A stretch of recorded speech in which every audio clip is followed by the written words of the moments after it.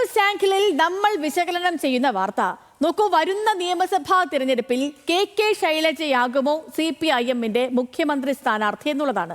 ഇന്നലെ പ്രതിപക്ഷത്തിനെതിരെ ഭരണപക്ഷം നടത്തിയ പ്രത്യാക്രമണത്തിന്റെ നേതൃത്വം കെ ശൈലജ ഏറ്റെടുത്തതോടെ ഈ ചർച്ച സജീവമായി കഴിഞ്ഞിട്ടുണ്ട്. വരുന്ന നിയമസഭാ തിരഞ്ഞെടുപ്പിൽ CPIM-ന്റെ മുഖമായി മുഖ്യമന്ത്രി പിണറായി വിജയനൊപ്പം തന്നെ ശൈലജയും ഉണ്ടാകുമെന്നൊരു സൂചനയാണ് ഇത് നൽകുന്നത്. ജനസമ്മതി ഏറെയുള്ള ശൈലജയെ കൂടി മുൻനിരയിൽ നിർത്തി തിരഞ്ഞെടുപ്പിനെ നേരിട്ടാൽ നേട്ടമുണ്ടാകും എന്നൊരു വിലയിരുത്തൽ CPIM-ന് വന്നു ചേർന്ന് കഴിഞ്ഞു. ഈ കാര്യം വിശകലനം ചെയ്യുകയാണ് അർജുൻ. Good morning. കെ ശൈലജയാണ് കഴിഞ്ഞ ദിവസം ഈ നിയമസഭയിൽ, പിന്നെ ഇന്നലെ നമ്മൾ അസാധാരണമായ സാഹചര്യങ്ങൾക്കൊക്കെ സാക്ഷിയായി. പ്രതിപക്ഷം സഭ ബഹിഷ്കരിച്ച് വരുന്നതിന് മുൻപേ തന്നെ ഭരണപക്ഷം പുറത്തിറങ്ങുകയും മാധ്യമങ്ങളോട് കാര്യങ്ങളൊക്കെ സംസാരിക്കുകയും ചെയ്തു. അങ്ങനെ കാര്യങ്ങൾ വിശദീകരിച്ചത് കെ ശൈലജയായിരുന്നു. അത് CPM-ൽ ആദ്യമാണ്. കെ ശൈലജ, അതിനുശേഷമാണ് ഈ ഒരു ചർച്ച പോലും വരുന്നത്. കെ ശൈലജ CPIM-ന്റെ അടുത്ത മുഖമായി മാറുകയാണോ, പ്രതിരോധിക്കാൻ ശൈലജയോ എന്ന രീതിയിൽ ചർച്ചകളൊക്കെ തുടങ്ങിയത്. അപ്പോൾ എന്താണ് ഇപ്പോൾ ഈ കെ ശൈലജയെ മുൻനിർത്തി CPIM തിരഞ്ഞെടുപ്പിനെ നേരിടാൻ ഒരുങ്ങുകയാണ്. ഇപ്പോൾ ടൈം വ്യവസ്ഥയൊക്കെ പറയുന്നുണ്ട്. ഈ പലർക്കും ടൈം വ്യവസ്ഥ, ഇപ്പോൾ മുഖ്യമന്ത്രി പിണറായി വിജയനും MV ഗോവിന്ദനും ഒക്കെ മത്സരിക്കാതിരിക്കുന്ന ഒരു സാഹചര്യം ഉണ്ടാവുകയും കെ ശൈലജ മത്സരിച്ച് കഴിഞ്ഞ വർഷത്തെ പോലെ മട്ടന്നൂരിലേതുപോലെ വമ്പൻ ഭൂരിപക്ഷത്തിൽ വിജയിച്ച് കയറുകയും ഒക്കെ ചെയ്താൽ ഒരുപക്ഷെ മുഖ്യമന്ത്രി സ്ഥാനാർത്ഥിയായി വരുന്നത് കേരളത്തിൽ കെ ശൈലജയാകും, ആദ്യത്തെ വനിതാ മുഖ്യമന്ത്രിയാകും എന്നൊക്കെ ചർച്ചകളൊക്കെ നടക്കുന്നുണ്ട്. കഴിഞ്ഞ ദിവസം ഒരു NDTV-യുടെ സർവേ വന്നപ്പോൾ പോലും അങ്ങനത്തെ ഒരു അഭ്യൂഹങ്ങളൊക്കെ വന്നിരുന്നു. പക്ഷേ ഇപ്പോൾ ടൈം വ്യവസ്ഥയിൽ പിണറായി വിജയന് ഇളവുണ്ട്. അദ്ദേഹം 3-ാം തവണയും മത്സരിക്കുമെന്ന് തന്നെയാണ് ഇതുവരെയുള്ള വിവരങ്ങളൊക്കെയും.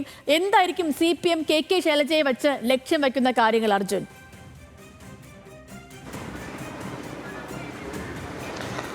Good morning Sethu. CPM-നെ സംബന്ധിച്ചിടത്തോളം നമുക്കൊക്കെ അറിയാം, കാലേക്കൂട്ടി മുഖ്യമന്ത്രി സ്ഥാനാർത്ഥിയെ പ്രഖ്യാപിക്കുക എന്ന കീഴ്വഴക്കം ഇതിന് മുൻപൊന്നും ഉണ്ടായിട്ടില്ല. ഇത്തവണയും അതിന് മാറ്റമുണ്ടാകില്ല. പക്ഷേ ഇന്നലെ കെ ശൈലജയെ മുന്നിൽ നിർത്തി CPM-ന്റെ മുഖമായി അവതരിപ്പിച്ചുകൊണ്ടാണ് പ്രതിപക്ഷത്തെ കടന്നാക്രമിക്കാൻ CPIM തയ്യാറായത് എന്നുള്ളത് ശ്രദ്ധേയമാണ്.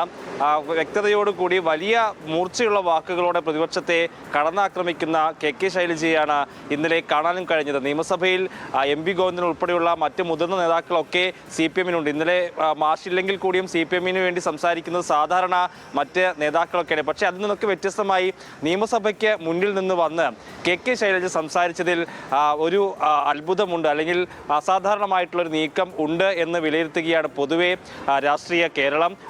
ഇത്തവണ CPM-ന്റെ നിയമസഭാ തെരഞ്ഞെടുപ്പിൽ മുഖ്യമന്ത്രി പിണറായി വിജയനൊപ്പം കെ ശൈലജയെ കൂടി മുഖമായി അവതരിപ്പിക്കുമോ CPM എന്നുള്ള ചർച്ചയാണ് ഇതിനോടകം തന്നെ വന്നു കഴിഞ്ഞിട്ടുള്ളത്. നമുക്കറിയാം, നേരത്തെ തന്നെ ഇത്തവണ നിയമസഭാ തെരഞ്ഞെടുപ്പിനെ നേരിടുന്നത് മുഖ്യമന്ത്രി പിണറായി വിജയനെ മുന്നിൽ നിർത്തിയിട്ടായിരിക്കുമെന്ന് CPM പ്രഖ്യാപിച്ചു കഴിഞ്ഞു. പക്ഷേ സാഹചര്യങ്ങൾ ഒരുപാട് മാറിയിട്ടുണ്ട്. പ്രത്യേകിച്ച് കഴിഞ്ഞ തദ്ദേശ തെരഞ്ഞെടുപ്പിലെ തിരിച്ചടി എളുപ്പത്തിൽ നിയമസഭാ തെരഞ്ഞെടുപ്പിലേക്ക് ജയിച്ചു കയറാവുന്ന രാഷ്ട്രീയ സാഹചര്യം ഇപ്പോഴില്ല എന്ന് CPM കണക്ക് കൂട്ടുന്നുണ്ട്.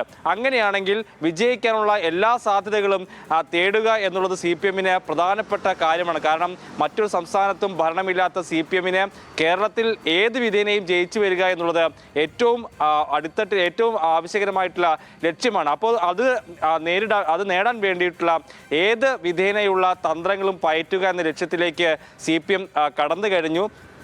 അതിൻ്റെ ഒരു സൂചനയായിട്ട് വേണം കെ ശൈലജയെ കാണാനും കഴിയാൻ.